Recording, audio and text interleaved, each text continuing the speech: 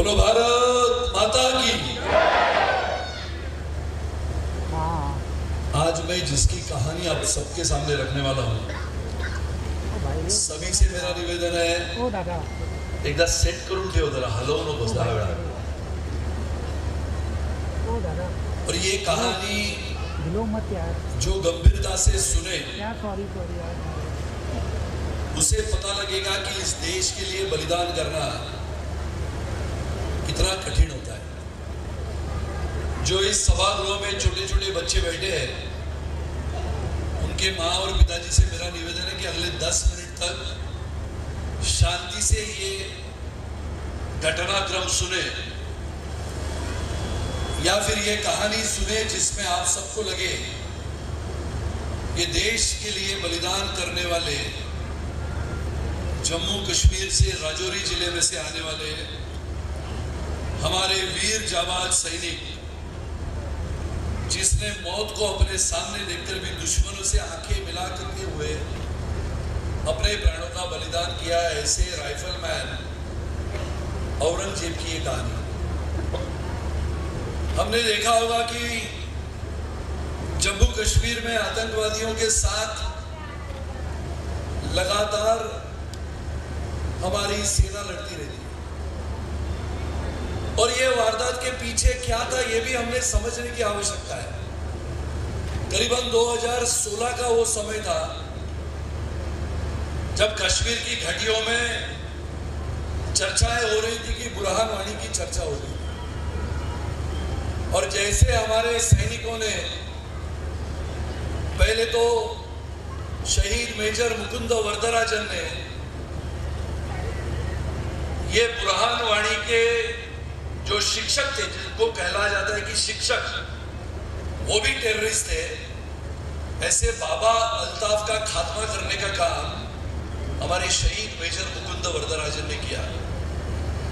ये कहानी इसके लिए आपको समझा रहा हूं कि राइफल औरंगजेब की कहानी में जितना दर्द है, जितना साहस है, जितनी निष्ठा त्याग इस देश की मिट्टी के लिए है, वैसा ही उसका पीछे का इतिहास भी बहुत खून बहाने वाला है। और 2016 के वो समय में जब बुरहान वानी का खात्मा करने वाले भारतीय जाबाज सैनिकों की कथाएं हम सबको पता लगी थी, और बुरहान वानी का खात्मा करने के पश्चात ये बातें लगातार उठी कि अब इसके बाद हिजबुल मुजाहिदीन का कमांडर इस देश में कौन है। और हिजबुल मुजाहिदीन की गतिविधियां जम्मू कश्मीर में बढ़ गई थी, चाहे शोपियां हो, बारामुल्ला हो, कुपवाड़ा हो या फिर बांदीपोरा हो। और ऐसे समय पे एक खबर ऐसी आती है कि एक घर में समीर टाइगर, जो हिजबुल मुजाहिदीन का 2 नंबर का कमांडर माना गया, ऐसे कमांडर को चारों बाजू से हमारी सेनाओं ने घेर के रखा है। और वहां पर मेजर रोहित शुक्ला की टीम, इन्हें मैं नाम क्यों बता रहा हूं, क्योंकि वो नाम उसके पश्चात बाहर आ गया। और मेजर रोहित शुक्ला को यह पता लगा कि ये घर में वही समीर टाइगर, जिसको पूरी फौज ढूंढ रही है, जिन्होंने जम्मू कश्मीर में आतंकवाद फैलाने के लिए जब कभी हमारे सेना के अधिकारियों पे, सेना के सैनिकों पे हमले होते हैं तो हमलों में पत्थर का वापर करने वाला सबसे पहले अगर कोई था तो ये समीर टाइगर था। और ये चारों बाजू से घिरने के बाद भी ये आतंकवादी हमारे सेना के जवानों के ऊपर लगातार फायरिंग कर रहा था। और एक घर में बंद चारों तरफ से गोलीबारी होने के बावजूद वो समीर टाइगर लगातार अपने साथ बसे हुए आतंकवादियों के माध्यम से हमारे सेना के जवानों के ऊपर गोलीबारी कर रहा था। हमारे मेजर रोहित शुक्ला की टीम में हमारा राइफलमैन औरंगजेब भी था, और लगातार 1 नहीं 2 दिन तक वहां पर गोलीबारी चली। और गोलीबारी चलने के बाद हमारे सेना के जाबाज जवानों ने समीर टाइगर का खात्मा किया। और समीर टाइगर का खात्मा जिस दिन हुआ, हिजबुल मुजाहिदीन, जैशे मोहम्मद, लश्कर ए तोयबा, इन सब की एक बड़ी मीटिंग हुई। और यह मीटिंग में तय हुआ कि तीनों आतंकवादियों के संगठन के माध्यम से रोहित शुक्ला जो अपने मेजर है, जिन्होंने इतनी बड़ी वारदात को अंजाम दिया, लगातार एक नहीं, दो, तीन आतंकवादी नहीं, बल्कि इनके गिरोह का सरदार, उस सरदार का खात्मा करने के पश्चात जम्मू कश्मीर में ये बातें चली कि ये टीम में कौन कौन था। और हमारे इस टीम में जाबाज हमारे राइफलमैन औरंगजेब थे। जब ये बात पूछी गई, भारतीय सेना के रिटायर हवलदार मोहम्मद हनीफ चौधरी खुद सिपाही बने थे। उनके बेटे राइफलमैन औरंगजेब, जिनकी चर्चाएं चल रही थी कि मेजर रोहित शुक्ला की टीम में अगर कौन था, लीडर था, साहसी था, त्यागी था, अपनी देशभक्ति, अपने देश के लिए जुनून से अपने हृदय में तिरंगा लेके चलने वाला कौन था, तो अपना राइफलमैन औरंगजेब हमारे देश के लिए लड़ने के लिए तैयार था।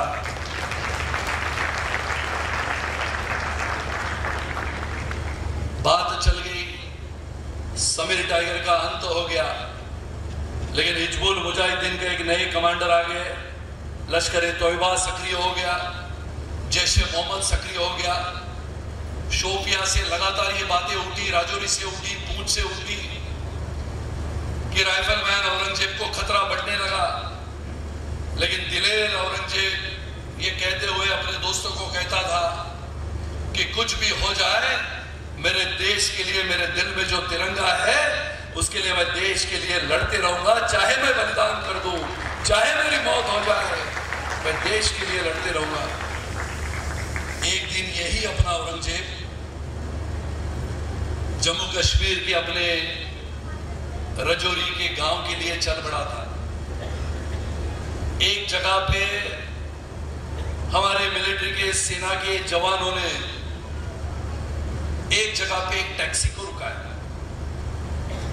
सेंट्रो टैक्सी थी, उसमें एक व्यक्ति उस टैक्सी को चला रहा था। जैसे आज पवित्र ईद का त्योहार है,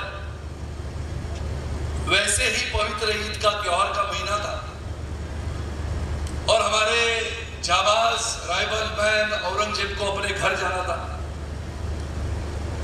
और घर जाने के लिए हमारे सेना के अधिकारियों ने उन्हें एक टैक्सी पकड़ के दे दी, क्योंकि 2-3 किलोमीटर का शायद रास्ता था घर जाने का। और उस टैक्सी में औरंगजेब बैठे, सेना के अधिकारियों ने, उनके मित्रों ने उनको कहा कि ईद मुबारक, ईद होते हुए वापस लौट के आना। लेकिन किसी को यह पता नहीं था कि राइफल औरंगजेब, अपना राइफलमैन औरंगजेब जिस टैक्सी में बैठ रहा है, हालांकि अपने घर जाने के लिए, अपनी ईद मनाने के लिए जाने वाला है, आगे चल के क्या परिस्थिति है, आगे चल के क्या होने वाला है, ये किसी को इतनी सी खबर नहीं थी। ना ही हमारे लीडर और साहसी औरंगजेब को थी, ना ही उसके साथ चलने वाले उसके अपने दोस्तों को थी। जैसे वो गाड़ी में बैठे और गाड़ी निकल के चलने लगी, बिल्कुल 1.5 किलोमीटर के दूरी पे करीबन 7-8 आतंकियों ने उस गाड़ी को घेराव डाला और 7-8 आतंकवादियों ने घेराव डालते हुए हमारे राइफलमैन औरंगजेब को कोई मौका नहीं मिला कि बैठे या बाहर निकलकर उनके ऊपर गोलीबारी कर सके, क्योंकि 7-8 आतंकवादियों ने उस गाड़ी को घेर के रखा। और शोपियां पहुंचने के पहले ही उस गाड़ी को घेरने के बाद हमारे इस राइफलमैन औरंगजेब को अगवा कर लिया गया, जिसको हम अंग्रेजी में कहते हैं कि किडनैप कर लिया गया। और देश में सन्नाटा उठा कि वही समीर टाइगर का खात्मा करने वाली मेजर रोहित शुक्ला की टीम के सबसे बहादुर राइफलमैन औरंगजेब को अगवा कर दिया गया। पूरे देश भर में उनकी तलाश शुरू हुई। जम्मू कश्मीर की पुलिस, भारतीय सेना के जवान, CRPF, border security force, Indo Tibetan border force, सभी फोर्सेस तलाश में जुट गई कि हमारा एक लीडर, साहसी, त्यागी ऐसा हमारा राइफलमैन औरंगजेब को किडनैप कर दिया गया, अगवा कर दिया गया। बहुत दिन हो चुके थे, कहीं पर भी ये पता नहीं लग रहा था कि कहां पर हमारा इस देश का सपूत, इस देश का वीर राइफलमैन औरंगजेब है। अचानक सैलानी नामक एक गांव में, जहां पर यह कहा गया कि पुलवामा जिले के कलामपुरा से लगभग 10 किलोमीटर दूर पे खबर आई कि गुस्सू नामक एक गांव में एक शव पड़ा है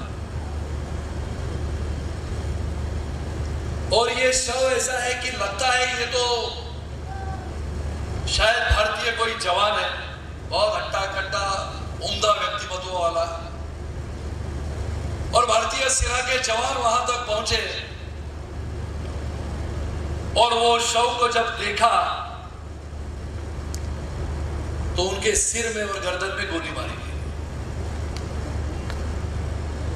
और वो बिल्कुल दूसरा तीसरा कोई व्यक्ति नहीं था, तो हमारा राइफलमैन औरंगजेब था, जो निडरता से आतंकवादियों का खात्मा करने के लिए भारतीय सेना में दाखिल हुआ था। हमारे राइफलमैन औरंगजेब को, पार्थिव को जब छावनी के 15 कोर स्थित 92 बेस अस्पताल से अंतिम संस्कार के लिए लाया गया तो पूरा गांव का गांव, इतने गांव में से लोग आए। जब पिछले कई वर्षों से ये वारदात हुई 2018 में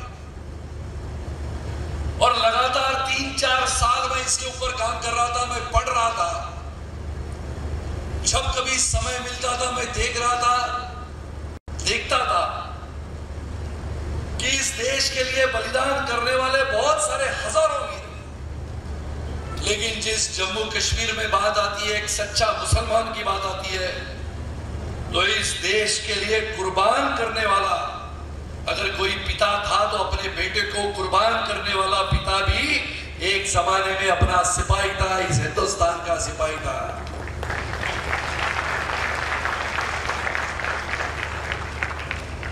हमारे शहीद औरंगजेब को मरणोपरांत शौर्य चक्र से सम्मानित किया गया।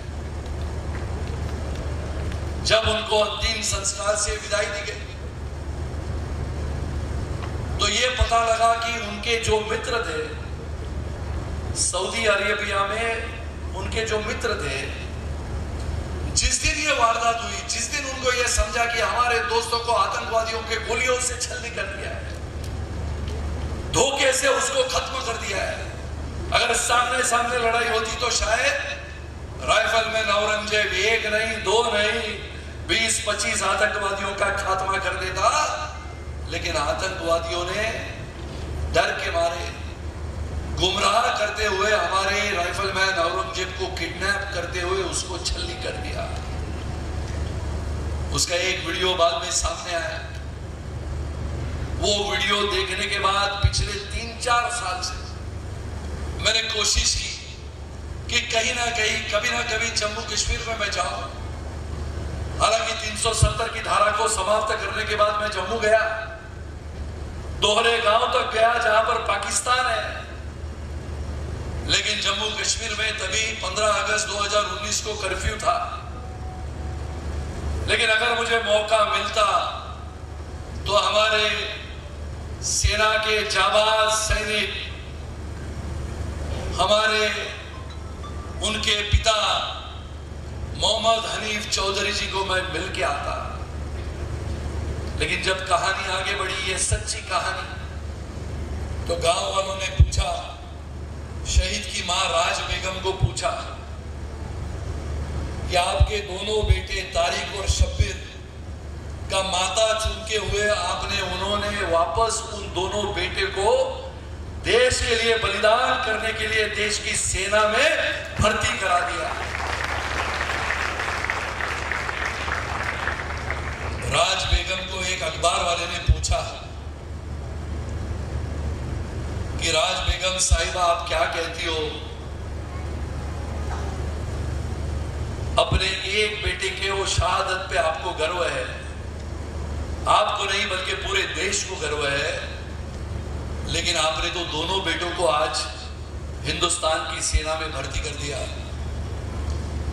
राज बेगम साहिबा कहती है मैंने अपना बेटा खोया पर मुझे उसकी वीरता और देश के उसके जज्बे पर गर्व है।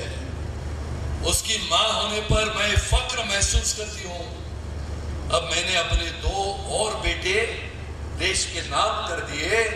आतंकवादियों का जिस दिन सफाया होगा मुझे लगेगा कि मैंने मेरे दो बेटों को इस देश के लिए कुर्बान कर दिया है। वो आगे कहती है अगर ये दोनों भी देश के काम आ गए तो मुझे गम नहीं बल्कि मुझे गर्व होगा, मुझे फक्र होगा कि ये तिरंगे के लिए मेरे दोनों बेटे काम में आए। शहीद औरंगजेब को मरणोपरांत शौर्य चक्र मिलने पर उनके पिता व पूर्व सैनिक मोहम्मद हनीफ ने कहा कि मेडल मिलने के लिए हमने ये सब नहीं किया। मेडल मिलना तो गर्व की बात है। मेरा बेटा बहादुर सिपाही था, वो कभी गोली से नहीं डरा, जिसे गुमराह करते हुए आतंकवादियों ने छलनी कर दिया। अगर मौका मिलता तो मेरा बेटा 2500 को शहीद कर देता, 2500 को मार देता। ऐसे शूरवीर परिवार और शहीद योद्धा को मैं नमन करता हूं। और विशेष रूप से हमारे शहीद औरंगजेब के पिताजी पूर्व सैनिक मोहम्मद हनीफ आज कश्मीर से यहां पर उपस्थित है। जोरदार तालियों से मैं समझता हूं बोलने की भूमि। आप सब लोग खड़े होते हुए मैं उनको मंच पर आने की विनती करता हूं। शहीद औरंगजेब के पिताजी पूर्व सैनिक मोहम्मद हनीफ।